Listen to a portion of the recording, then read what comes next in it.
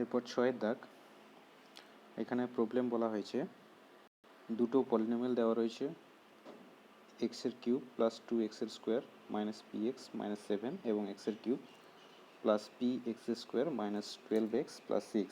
এই দুটি বহুপদী সংখ্যামালাকে প্রথমটাকে ভাগ করা হয়েছে x প্লাস 1 দিয়ে এবং দ্বিতীয়টাকে ভাগ করা হয়েছে x মাইনাস 2 দিয়ে, এবং ভাগ করার পরে তাদের ভাগশেষ পাওয়া গেছে প্রথমটার ক্ষেত্রে r1 এবং দ্বিতীয়টার ক্ষেত্রে পাওয়া গেছে r2। এরপরে বলেছে কি r1 এবং r2-র মধ্যে সম্পর্ক হচ্ছে 2 into r1 plus r2 is equal to 6।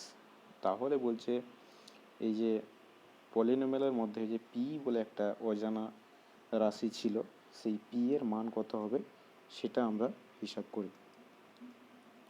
তাহলে প্রথমে আমরা ধরে নিচ্ছি দুটো পলিনোমিয়াল যেটা ছিল, প্রথমটাকে ধরে নিচ্ছি fx আকারে বা fx হিসাবে, দ্বিতীয়টাকে ধরে নিচ্ছি hx হিসাবে। এবারে আমাদের কি বলা আছে না, প্রথম যে পলিনোমিয়ালটাকে প্রথম বহুপদী সংখ্যামালাকে x প্লাস 1 দিয়ে ভাগ করা হয়েছে।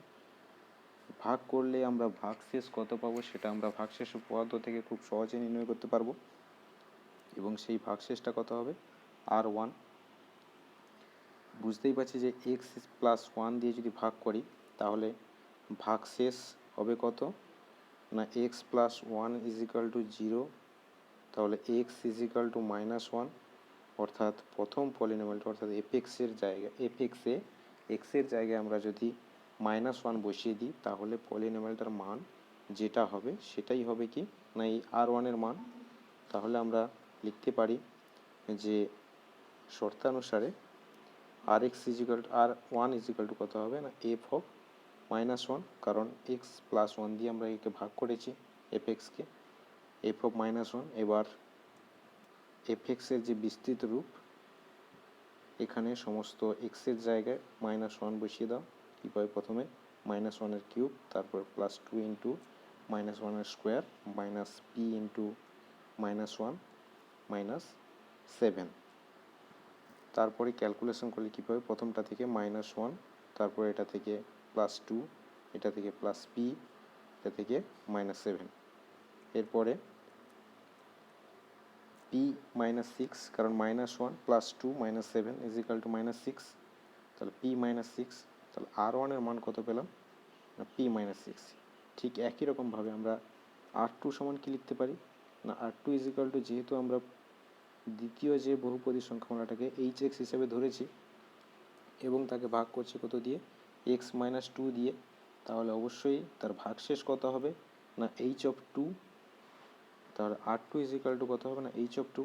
এবারে এই বিস্তৃত রূপে সমস্ত এক্সের জায়গায় 2 বসিয়ে দাও, প্রথমটার ক্ষেত্রে পাবে কত না 2 cube plus p into 2 square minus 12 into 2 plus 6।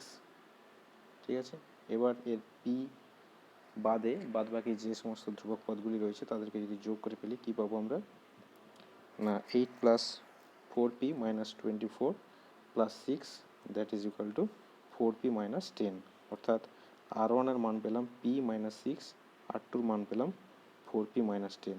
এবারে এই সম্পর্ক আমরা কাজে লাগাবো। সিম্পলি আমরা লিখে দিচ্ছি যে 2r1 plus r2 is equal to 6। তো এখান থেকে আমরা পাবো r1 এর মান যদি বসিয়ে দিই, r1 এর মান কত ছিল না p মাইনাস 6 এবং r2 এর মান কত ছিল 4p minus 10, that is equal to 6। এবার এখান থেকে ক্যালকুলেশন করলে কী পাবো না 2p মাইনাস 12, এখান থেকে 4p minus 10, that is equal to 6। এবার পিগুলোকে যদি বাম দিকে রাখি এবং ধ্রুবক পদগুলিকে আমরা যদি ডান দিকে নিয়ে আসি কী পাবো না 6p ইজ ইকুয়াল টু, অর্থাৎ এখানে 2p এবং 4p, 6p is equal to, এদিকে 6 ছিল -12 এবং -10, যদি ডান দিকে নিয়ে যাই কী হবে না +12 +10,